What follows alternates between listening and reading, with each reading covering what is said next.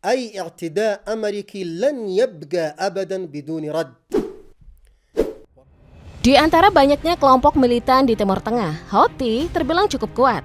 Pasalnya hanya dengan skala kelompok, mereka mampu menantang hingga melawan negara-negara adidaya seperti Amerika Serikat dan juga Inggris.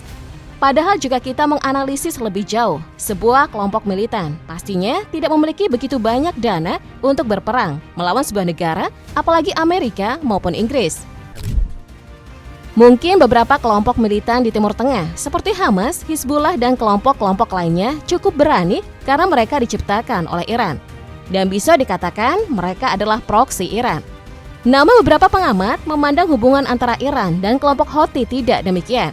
Para pengamat memandang hubungan mereka hanya sebatas mitra. Dengan kata lain, kelompok Houthi berdiri sendiri tanpa intervensi maupun sokongan dana dari Iran. الآن سيتوكلوا على الله قضية المسارات 3 فصائل كل فصيل. Jika memang benar mereka hanya bermitra, Iran kemungkinan mematok harga untuk persenjataan yang mereka punya untuk kelompok Houthi. Berbeda dengan kelompok Hamas maupun Hizbullah yang bisa dikatakan diberi persenjataan tanpa adanya imbalan uang. Jika memang benar, di mana mereka mendapatkan uang untuk tetap melancarkan aksi blokadenya di Laut Merah? إذ داهمها زورق حوثي مفخخ صور نادرة. Temuan para ahli PBB menemukan bahwa kelompok Houthi memiliki banyak sumber dana yang pendapatannya terbilang cukup besar. Salah satunya ketika dimulainya gencatan senjata yang ditengahi PBB pada 2 April hingga 30 November. Ditemukan 69 unit kapal tanker telah mengirimkan 1.810.498 ton minyak derivatif ke pelabuhan Hodeidah yang dikuasai kelompok Houthi. Karena hal itu, kelompok militan tersebut berhasil mendapatkan penghasilan sebesar 271,9 miliar rial Yaman atau sekitar 271 juta dolar. As polarization deepens and human rights are trampled, peace within communities. Namun pendapatannya itu harusnya juga diberikan kepada pekerja publik di wilayah-wilayah di bawah kendali mereka. Sesuai pada perjanjian Stockholm yang mengatakan kelompok Houthi harus memungut bea cukai atas impor minyak melalui pelabuhan Hodeidah dengan syarat mereka harus membayar gaji pegawai negeri. Namun dikabarkan kelompok Houthi sama sekali tidak membayar gaji para pegawai negeri. Dengan begitu, pendapatan kelompok Houthi akan lebih besar karena tampak mengeluarkan biaya operasional. بالعاصمة اليمنية صنعاء وصورته ترفع في أي حدث أو مناسبة.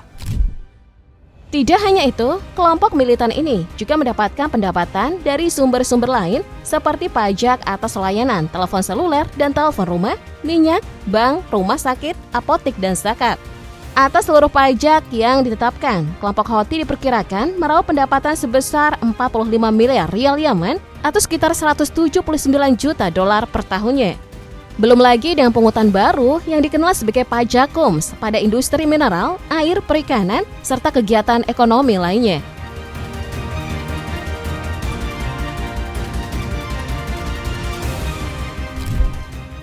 Para ahli PBB juga menemukan bahwa kelompok Houthi juga mendapatkan dana dari properti real estate.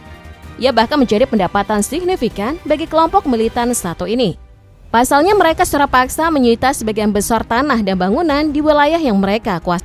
Bahkan mereka juga menggunakan berbagai perusahaan telekomunikasi untuk mengirim jutaan pesan yang meminta dukungan sumbangan keuangan untuk biaya perang. بالثورة الإيرانية والذي كان يعتبر أمريكا وإسرائيل العدو الأول للمسلمين. Fakta mengejutkan lainnya adalah kelompok Houthi juga diklaim terlibat dalam penyelundupan dan perdagangan obat-obatan terlarang untuk mendanai kegiatan militer mereka. Klaim tersebut berasal dari temuan otoritas Arab Saudi yang mendapati beberapa pengiriman obat-obatan terlarang yang berasal dari Houthi di Yaman. Obat-obatan terlarang tersebut ditemukan di pelabuhan Wadi'ah, Qadra, Ulab, Tuwal, dan Jazan. حيث أحبط حرس الحدود اليمني كميات كبيرة من مادة الحشيش المخدر.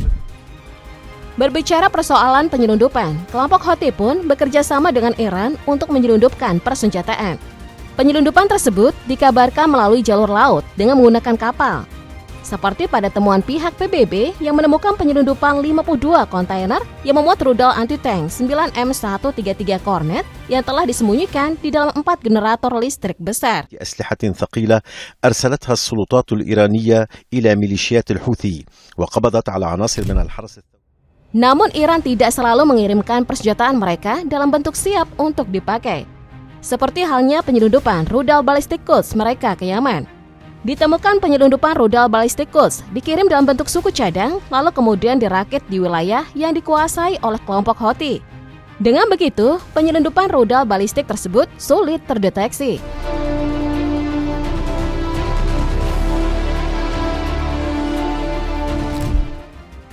Dengan penghasilan dan juga persenjataan yang dimilikinya, kelompok Houthi akan terus ada dan akan tetap melakukan blokade di Laut Merah. Tentunya tujuan blokade tersebut untuk membuat Israel berhenti melancarkan serangan ke Palestina. Namun karena Israel enggan untuk menghentikan serangannya, aksi blokade kelompok Houthi juga tentu akan terus berlanjut. Dan percaya atau tidak, aksi blokade kelompok militan ini mampu mengganggu perekonomian global hingga inflasi di berbagai negara. By helicopter onto the top deck, they brandished weapons at the ship's crew and ordered them to lie down. Seperti yang kita ketahui bahwa Laut Merah hingga terusan Suez menjadi jalan alternatif bagi kapal-kapal perdagangan. Dengan jalur alternatif ini bukan hanya memangkas waktu, tetapi juga memangkas biaya pengiriman. Karena hal tersebutlah, Laut Merah hingga terusan Suez mampu menekan waktu dan anggaran pengiriman ekspor-impor untuk Eropa dan juga Asia.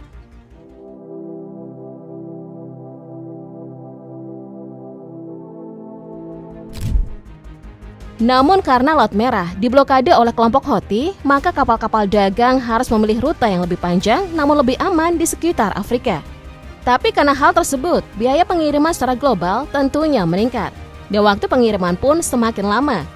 Karena hal tersebutlah Bank Sentral cukup khawatir dan aksi blokade kelompok Houthi di Laut Merah karena dapat mengakibatkan lonjakan inflasi terhadap negara-negara setempat.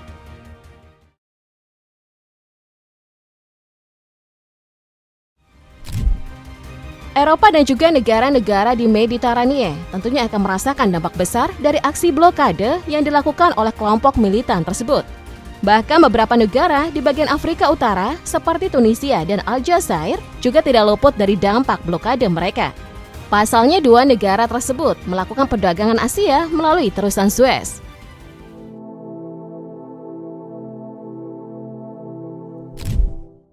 Selain itu yang cukup dirugikan dari aksi blokade ini adalah negara Mesir.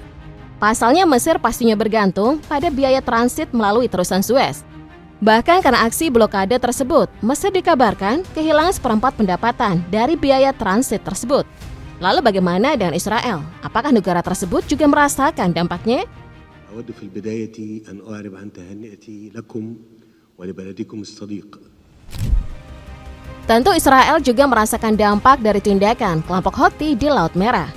Pasalnya seluruh kapal berbendera Israel ataupun memiliki hubungan dengan Israel akan diserang oleh kelompok Houthi. Terlebih lagi negara tersebut telah menderita karena lalu lintasnya melalui pelabuhan selatan Eilat terhenti. אני קיבלתי עכשיו סקירה מאלוף פיקוד הצפון ושוחחתי גם עם מפקדי האוגדות. Bisa dikatakan kelompok Houthi memang memberikan dampak besar bagi global atas aksinya. Namun bukan berarti mereka tidak memberikan dampak besar pula di Yaman. Salah satu tindakan yang cukup berdampak besar bagi Yaman ketika mereka mencetak uang koin baru senilai 100 rial. Alasan mereka mencetak uangnya sendiri untuk memecahkan masalah uang kertas yang rusak.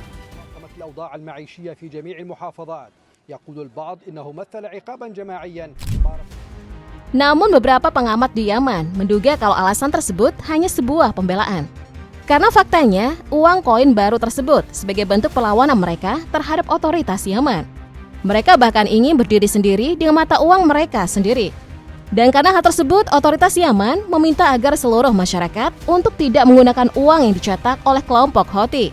Bukan hanya itu, otoritas Yaman pun meminta bank-bank di wilayah yang dikuasai Houthi untuk merelokasi kantor pusat mereka dalam waktu 60 hari ke Aden. إيديولوجية أخيها المعجب بالثورة الإيرانية والذي كان يعتبر أمريكا وإسرائيل العدو الأول. Beberapa pengamat menduga jika rencana ekonomi independen kelompok Houthi mulai terbentuk pada saat otoritas Yaman mencetak uang baru pada tahun 2019. Karena khawatir akan terjadi inflasi, kelompok Houthi melarang warga sipil di wilayah kekuasaannya untuk menggunakan uang kertas yang baru diterbitkan oleh otoritas Yaman. Dan akhirnya, kelompok militan ini menerbitkan mata uang rialnya sendiri. عبد الملك الحوثي زعيم جماعة الحوثيين المعروف باسم السيد القائد. Bahkan dikabarkan nilai tukar rial yang diciptakan oleh kelompok Houthi jauh lebih tinggi. Sebagai perbandingan, 1.650 rial Yaman untuk $1, sedangkan kelompok Houthi menetapkan 560 rial untuk $1. Hal tersebut tentunya memberikan kekhawatiran besar bagi otoritas Yaman. General of the United Nations, Your Majesties, Royal Highnesses, Excellencies. Terlebih, kelompok militan tersebut juga mengambil alih otoritas atas pasar keuangan di wilayah yang mereka kuasai. Mulai dari mendirikan 180 perusahaan impor minyak, 250 bisnis pertukaran mata uang, dan 1023 perusahaan perdagangan, yang semuanya diberikan pengecualian pajak dan bea cukai.